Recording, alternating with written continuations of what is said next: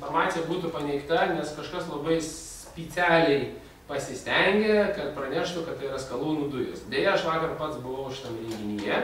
Deja, aš turėjau informaciją, buvau gavęs, kai prieš savaitę neva tai vyko konfliktas Minijos naftoje, pasirodo šito konflikto neįvykęs.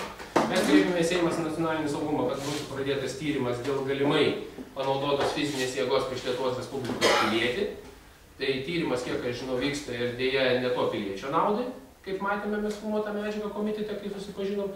Todėl aš pats vakar mečiau vakarinį posėdį, net nebuvau vakarinėme posėdį, o nuvažiavau į Stemplės pasižiūrėti, ar iš tikrųjų tokia situacija yra, kokia buvo nušviesta Minijos naftoje. Deja, aš galiu pasakyti, aš vakar pats nustebau, kaip sutvarkyta teritorija, kaip vyksta naftos gręžinio darbai, kaip žmonės kompetitingai pasiruošę yra ir kokią informaciją suteikė bendruomenės nariams. Visi buvo absoliučiai įleisti į saugomą teritoriją, visiems buvo supažindinti su medžiagomis, kokios yra naudojamos, išgaunant būtent naftą.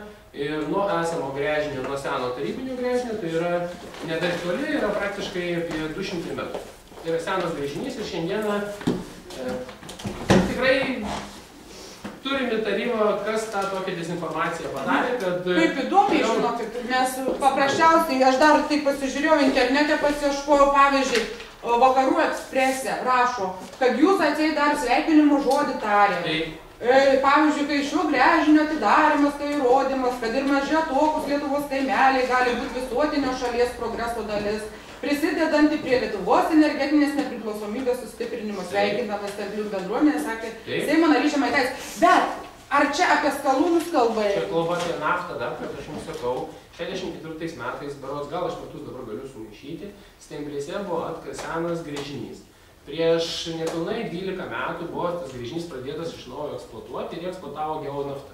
Kada aš kandidavau 2008 metais rinkimus, buvo didelis konfliktas tarp Geonaftos ir bendruomenės, nes pumpuodami naftą, išgaudami naftą, jie neprisidėjo nei prie bendruomenės gerbūvio, nei kelio sugerinimo, nei vasaros metu dulkės, kaip yra kilamos, nei kelio laistymo, nieko. Ir kadangi šiandien dieną jau, kiek aš žinau, 2 metai tas gręžinys yra nupirktas po šitoj vietoj, todėl aš pats rašiausi ir aš nuvažiavau pasižiūrėti, ar tikrai tai nėra, apie ką mes kalbam. Ir tai yra seno gręžinio, šalia pastatytas naujas, tiksliau statomas naujas gręžinys, naftą išgauti. Tai tikrai galiu nuraminti, jeigu norite, galiu susiskambinti su to vykdytoju ir visus įsileis ir priimti kurią vietą. Smagu nuvažiuoti. Tikrai, žinokit, drąsiai galite per vykdytoją, susitarkime, kokią dieną norite ir aš tikrai paprašysiu. Nes aš paprašiau, kad būtų leidžiami Švėkšnos gyventojai, suderintumėm su apsauga. Renginio metu paprašiau, kad dalyvautų priešgaisrinė tarnyba, higienos centras, visuomenės sveikatos centras dalyvautų, kad visos suinteresuotos pusės dalyvautų ir žinotų, kas pas mus vyksta. Šito gręžinio įvedimas ir atnešimas į Stemplių bendruomenę, tai Stemplių bendruomeniai kaip mecenatarystės principų sutvarkomas kelias, sutvarkoma bažnyčia, bažnyčios stogas, pakeičiama visa danga absoliučiai, tai yra apie 70–80 tūkstančių investuoja į bendruomenę. Ir jeigu bus pritarta mano įstatymo projektui kitą savaitę dėl naftos ir mokesčių įstatymo, tai naftos mokestis bus mokamas nebe 15%, o vidurkis išeis apie 20–25%.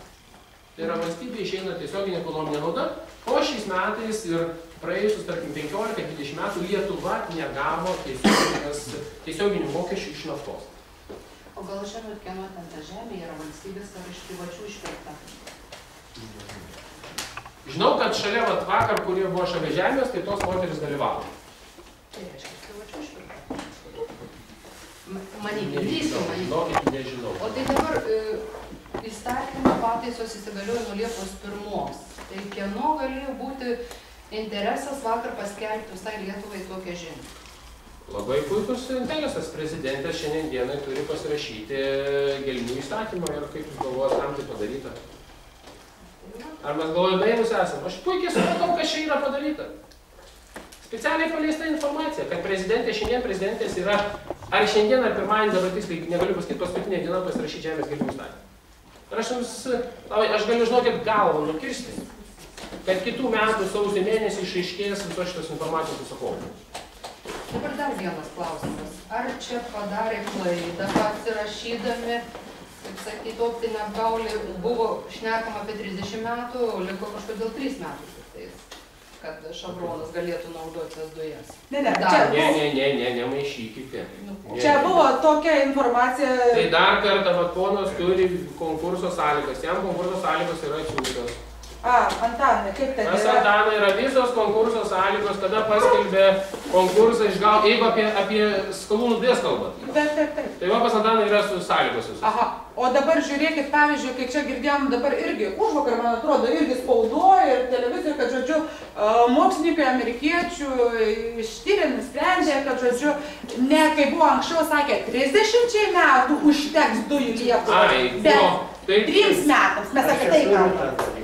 Taip, ašgi paviralį sakiau. Gal ir užmiršau. Sakiau. Aš asmeniškai nelabai tikiu, kad čia kiek rasė tų skalūnų dujų, jas apsimokės išgauti.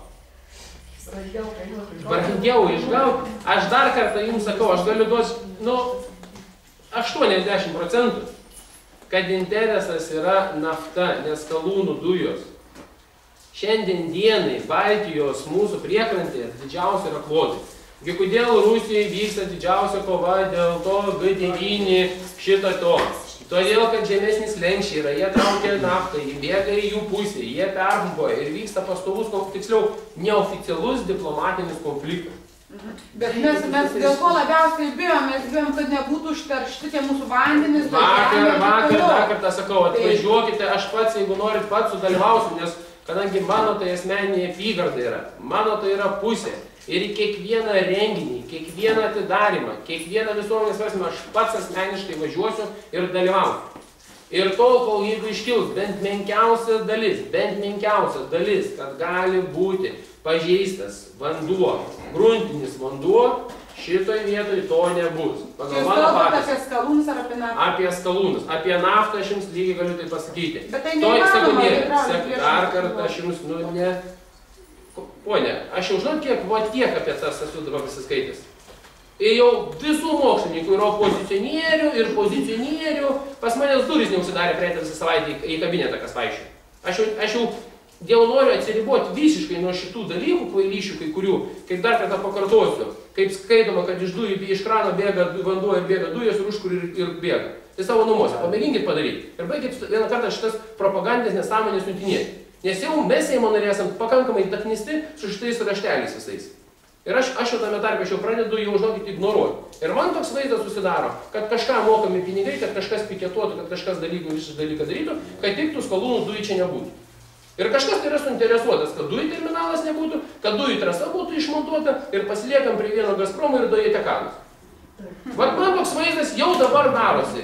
Ir aš pasakysiu, vakar mes specialiai mokslininkų, kurie dirba šitoj bazėje, ten yra sudaro apie 40 žmonių, tarp jų yra apie 8 mokslininkai, aš paklausiu, prašau, man pateikit, jūs jau išdvišėt tiek ir tiek to žemės. Sudėdė kiekvienos vatos yra normos, kas 10 ar kažkiek tų centimetrų, aš jau nebepamenu. Ir jie man aiškina, kokia uoliena šičia, kiek yra moliaus, kiek smėlio, kiek visą kitą. Ir sako, va šitą teritoriją mes ištyrėm, vanduo yra tik 200-250 lygyje vandens gylis. Viskas. Ir ką šiandien mes šnekam, 800 1000 metrų, aš klausiu, kur Lietuvoje yra toj vietoje? Nėra. Geologijos tarnybos įsivyčiau, prašau, man pateikite, visos dabar aš paprašiau, Šilutės, Šilalės pusės, kur yra vandens gyliai. Gėlo vandens. Aš pažiūrėsiu, sakė, 3 mėnesius duok, aš tau pateiksiu visą analizę. Kiek yra Gardamo pusė yra vanduo, koks jam gyliai yra, kad baigit šitas vieną kartą nesąmonės skleidė tiem žmonėm ir gazdinti. Jau mano senoliai nebegali ramiai miegoti nuo šitų skalūnų dujų. Tai jūs sakot, kad skalūnų dujos bus nekenksmingos? Aš nešneku, kad jos kenksmingos ar ne, aš kalbu apie dabar vykstantis procesus ir apie gylius. Aš noriu susirinkti pirmą visą informaciją, kas yra, kokioj žemėje, koks yra gruntas ir kokia technologija bus naudojama. Kada bus pasakoma per poveikio aplinkai vertinimai, kiek jie vandens kubinių metrų suleis į gręžinį, kokia technologija bus, tada mes ir galėsim šnekėti. O dabar šiandien niekas mes nežinom.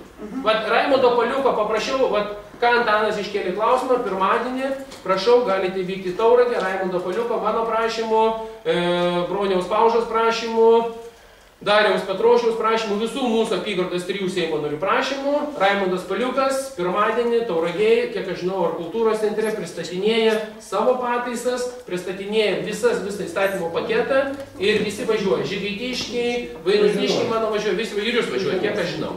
Tai va, mūsų mano prašymų po praeitą savaitę, kada mes su tavim pradiskutavom 5 susitikimuose, tai paprašiau, sakau, būk geras, nes gaunas taip, kad mane žmonės kala už tai, kad aš balsuoju už tą pataisą ir paskiau kalbė, kad aš žemę noriu nuodyti, nors realiai pagal pateiktą geologijos tarnybos medžiagą tai visiškai nėra apie ką išnekėti. Tai iš tikrųjų, nešnekėkim, ko nereikia. Bet šiaip yra, šiaip yra ne vien tik žemės nuodijimas. Pavyzdžiui, mes žinom, kaip yra projektai visokie daromi, kokie rezultatai. Pas mus, pavyzdžiui, vanduo vedamas buvo.